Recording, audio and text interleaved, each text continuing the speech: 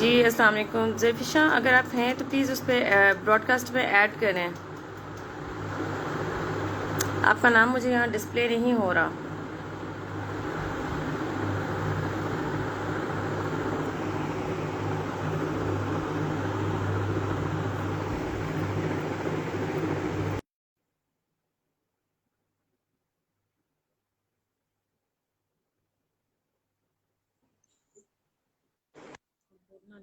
हाँ जी, अस्सलाम वालेकुम।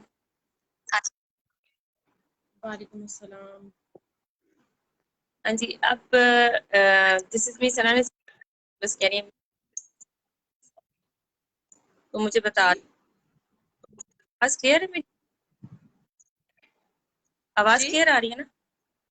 आवाज़ क्लियर है? हाँ, अब आइए। जी जी अच्छा, सही है। Now we are going to start our session. हम अपना सेशन स्टार्ट वहीं से करेंगे जहाँ से हमने लास्ट वीक इसको छोड़ा था। We are discussing issue today again doctor Zarfisha with the about of Sana, pop। आवाज कट रही है बहुत ज्यादा बीच में। आवाज कट रही है? हाँ जी। आप अपना इंट्रोडक्शन करवाएं।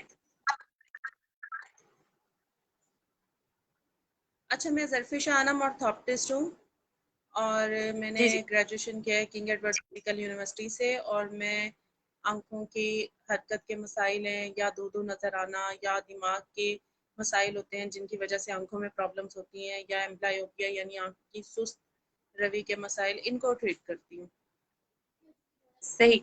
सबसे पहले तो यही पूछना चाहेंगे कि इसका क्या है, इसका क्या रीजंस हैं, बच्चे को देख सकते हैं अर्ली।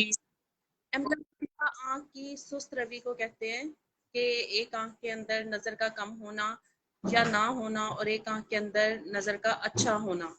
और ये प्रॉब्लम बच्चों के अंदर बहुत कॉमन होता है, छोटे बच्चों के अंदर। ये पैदाइश से 6 महीने की उम्र से 8 साल तक बहुत अच्छा ट्रीटेबल है, और किसी भी वजह से ये बच्चों में हो सकता है। इसको एम्ब्लियोपिया भी कहते हैं, या आँख की सुस्त रवि, सही। एक आँख का सुस्त होना। क्या होते हैं इनके, क्या रीजन होता है इसके पीछे, क्यों होता अच्छा, ये जेनेटिक रीजन भी हो सकती है, या ऐसा होता है कि बाज़ बच्चे प्री मैच्योर होते हैं, प्री मैच्योर बर्थ होती है उनकी, उनके अंदर आँख की डेवलपमेंट प्रॉपर नहीं हुई होती, या कोई और है? जी। बच्चों के इस तरह के मसाइल होते हैं, जैसे किसी आँख में कभी चोट लग जाना, या आँख के अंदर पैदाइशी सफ़ेद मोतिये का होना, या आँख के अंदर एक आँख में भेंगेपन का होना। इसकी वजह से भी ये एम्ब्लियोपिया हो सकता है, और अगर वालिदैन में से सही। किसी को है तो उनके बच्चों में भी होता है। सही, तो इसको डायग्नोस किस तरह किया जा सकता है कि बच्चे में ये मौजूद है, या हमें कैसे पता चलेगा, क्योंकि बच्चा तो जब न्यू बॉर्न में डायग्नोस हो सकता अच्छा, न्यू बॉर्न होता के है ये। अंदर न्यू बॉर्न के अंदर ऐसा होता है कि बच्चे को रूटीन एग्जामिनेशन के लिए लेके आते हैं, या बच्चे में पैदाइशी सफ़ेद मोतिये का मसला हो, एक आंख के अंदर सफ़ेद मोतिया होता है तो बच्चा उस आंख को इस्तेमाल नहीं करता, या बच्चों में, छोटे बच्चों में आंख का भेंगेपन का होना, या कोई बच्चा इस उम्र में हो कि वो नोटिस कर सके, वो बता सके कि मुझे एक आंख के अंदर नजर नहीं आ रहा, या कोई रिफ्रैक्टिव एरर है, यानी एक आंख के अंदर नंबर ज्यादा लग रहा हो और एक आंख के अंदर कम नंबर लग रहा हो, तो दिमाग जो आंख में कमजोर नजर होती है उसको इग्नोर कर देता है, और वो इस हद तक इग्नोर हो जाती है आंख कि वो मुसलसल उसमें नजर कमजोर होती जाती है, और आंख के अंदर नजर जाया होने का या खत्म होने का भी खतरा होता है। सही, तो इसका क्या इसको हम छोटे ट्रीटमेंट क्या बच्चों आप में डायग्नोज अच्छा, आप क्या इसमें ट्रीटमेंट? हम ट्रीटमेंट ये देते हैं।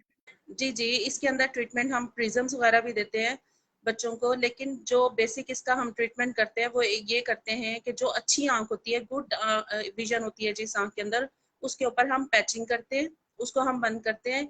जो सुस्त आंख होती है उसमें बज़ाहिर कोई मसला नहीं होता, कोई प्रॉब्लम नहीं होता, वो आंख बिल्कुल ठीक होती है, आगे से लेके पीछे तक उसके अंदर कोई मसला नहीं होता, सिर्फ और सिर्फ दिमाग का मसला होता है कि दिमाग उस आंख के अंदर नजर को उठा नहीं पा रहा होता। तो हम जो आंख में गुड विजन होती है, जिसमें अच्छी नजर होती है, उसको हम किसी भी पैच से, किसी कपड़े से, या किसी टिश्यू पेपर से इतनी अच्छी तरह कवर करते हैं कि दिमाग के पास उस आंख का ऑप्शन हम खत्म कर देते हैं। जब एक आंख का ऑप्शन खत्म हो जाएगा, फिर आंख दूसरी दिमाग दूसरी आंख को इस्तेमाल करेगा। स्टार्ट में मुश्किल होती है, लेकिन आहिस्ता आहिस्ता ये नजर निकलना शुरू हो जाती है। सही। जी। तो ये किस मतलब जा सकता है, क्या इसका है या लेजर के? आवाज कट रही है, क्या आपने बताया, पूछा?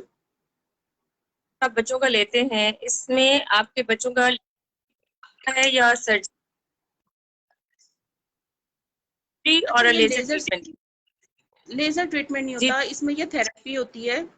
थेरेपीज होती हैं इसमें बहुत सारी। आजकल तो बहुत सारे डिफरेंट सॉफ्टवेयर होते हैं, हमने उस नजर को इस्तेमाल करवाना होता है।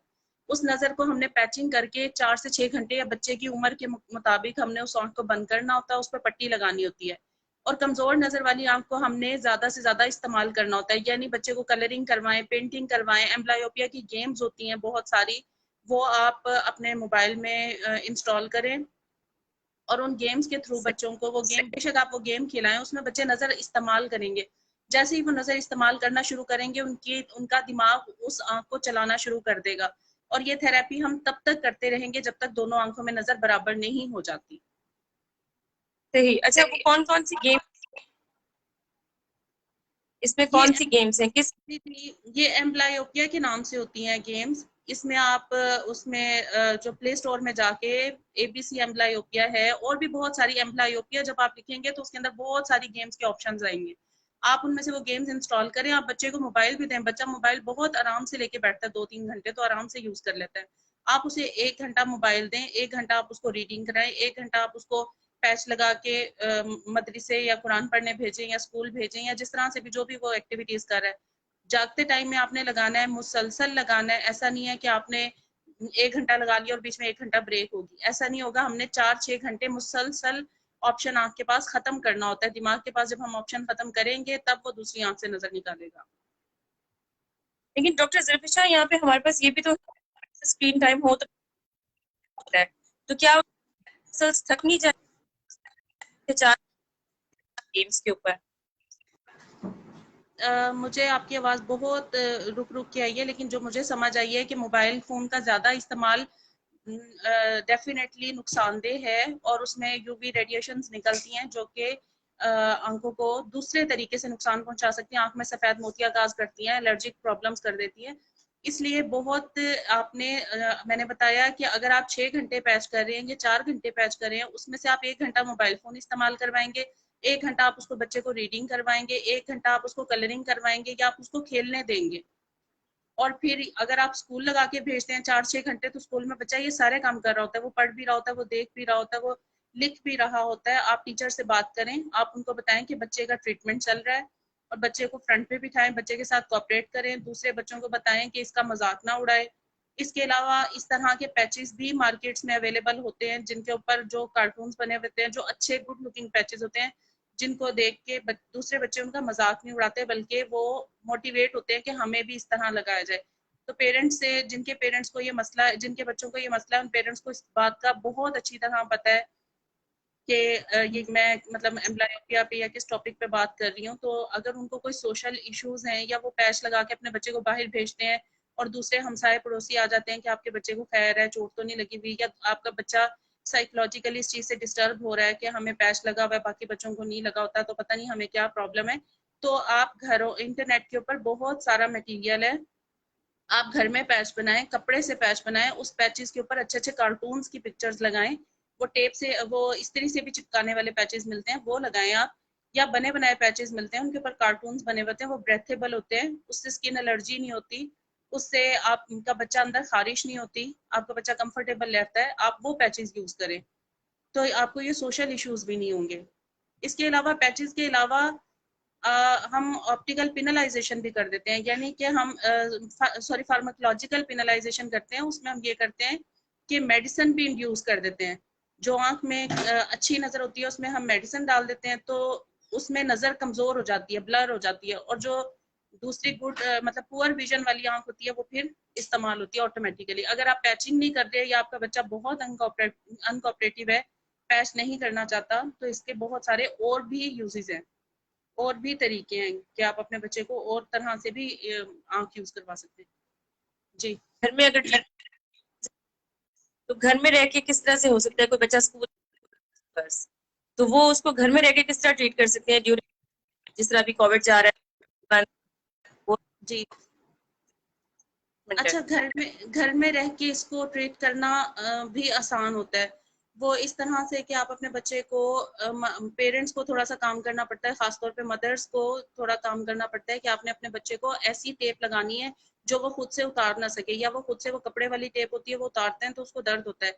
छोटा बच्चा अपनी आंख पे, एक अच्छी आंख जिससे उसको बहुत अच्छा नजर आ रहा है, वो उसको कभी बंद करने नहीं देता, क्योंकि जिस आंख में कमजोर नजर होती है उसको इस चीज का अंदाजा नहीं है कि उसका क्या ट्रीटमेंट हो रहा है, वो उस आंख को कभी इस्तेमाल नहीं करता। तो पेरेंट्स को ऐसी टेप या ऐसे ऐसी चीज यूज करनी चाहिए जो वो उतार ना सके बच्चा खुद से, या खींचे तो उसको दर्द हो। दूसरा ये है कि आप घर के अंदर बहुत सारी एक्टिविटीज करवा सकते हैं। बहुत सारे पेरेंट्स हैं जो विलिंग नहीं है कि हम अपने बच्चे को स्कूल भेजें ये लगा के, कि हमारे बहुत सारे सोशल फैक्टर्स हैं जिसकी वजह से हम नहीं चाहते कि लोगों को पता चले हमारे बच्चे में ये प्रॉब्लम है। तो वो घर में करवा सकते हैं।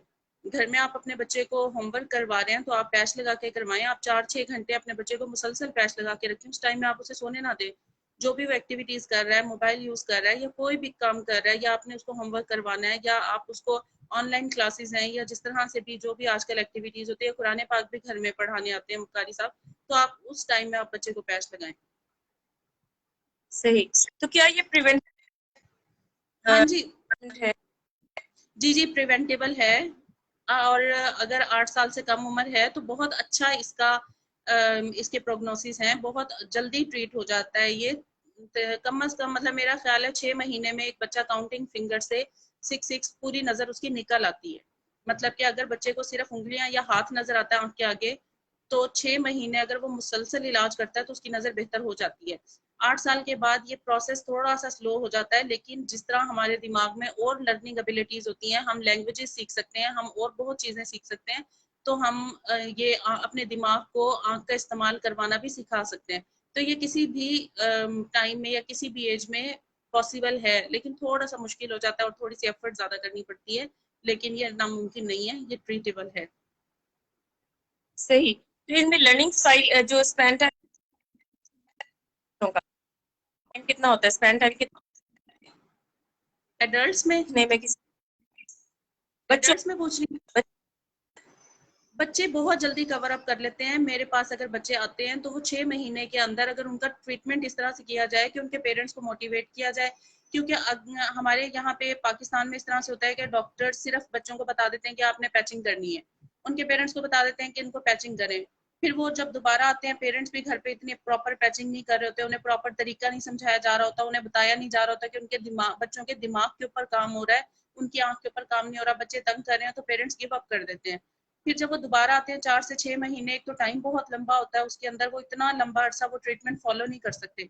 और फिर जब वो दोबारा आते हैं तो उनके बच्चों के अंदर कोई भी इम्प्रूवमेंट नहीं होती, क्योंकि जैसे ही हम इलाज छोड़ेंगे दोबारा नजर वापस जाना शुरू हो जाती है। जब इम्प्रूवमेंट नहीं होती तो पेरेंट्स गिव अप कर देते हैं, वो दोबारा उस इलाज को कंटिन्यू नहीं करते। इसी चीज की अवेयरनेस हम क्रिएट करना चाह रहे हैं। ये थोड़ा सा थका देने वाला और मुश्किल काम है, लेकिन ये नामुमकिन नहीं है। अगर बच्चे की नजर नहीं निकलती, एक आंख के अंदर उसकी नजर सुस्त हो जाती है और उसकी आंख के अंदर कोई मसला भी नहीं है, सिर्फ उसका हमने इलाज प्रॉपर पूरे टाइम पे नहीं किया, उसमें एक डेवलपमेंटल डिफेक्ट था जो रह गया और हमने उसका इलाज नहीं किया, तो उसकी वो आंख जाया हो जाएगी। और अगर खुदा ना खास्ता है इन फ्यूचर उसकी दूसरी आंख में कोई मसला होता है, कोई एलर्जी होती है, या किसी भी वजह से वो आंख इस्तेमाल के काबिल नहीं रहती, तो बच्चे के पास फिर कोई ऑप्शन नहीं है। एडल्टहुड में भी इवन लाइफ टाइम फिर आपके पास कोई ऑप्शन नहीं है।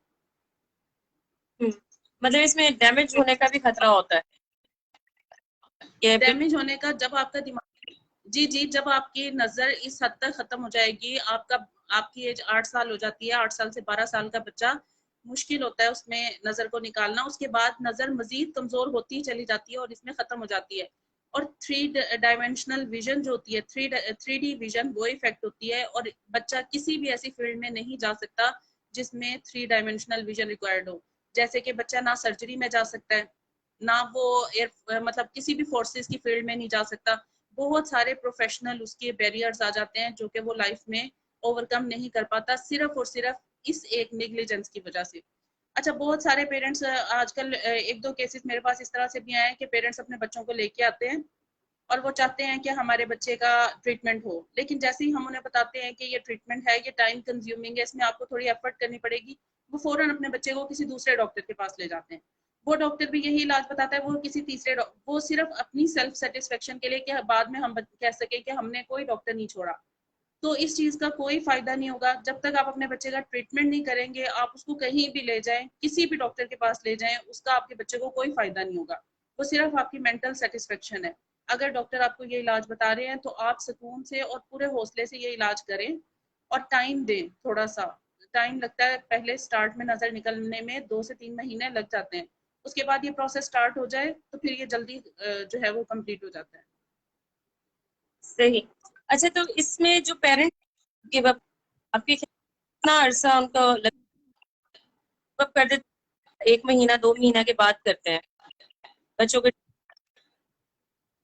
और किस वजह से अब आप करते हैं? आप पेरेंट्स इस वजह से गिव अप करते हैं कि बच्चे की जी बच्चा पेरेंट्स गिव अप कोऑपरेट कर नहीं कर। जाते जी जी, पेरेंट्स इसलिए गिव अप करते हैं कि बच्चा एक तो छोटा होता है, बच्चे को पता नहीं होता कि उसके साथ क्या ट्रीटमेंट हो रहा है।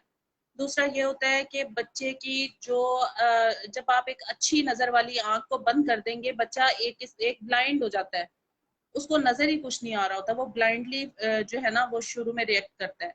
तो पेरेंट्स एक तो वो तंग बहुत ज्यादा करता है, वो बार बार जिद करता है कि ये पट्टी उतार दी जाए ताकि वो अपनी आंख को इस्तेमाल करे।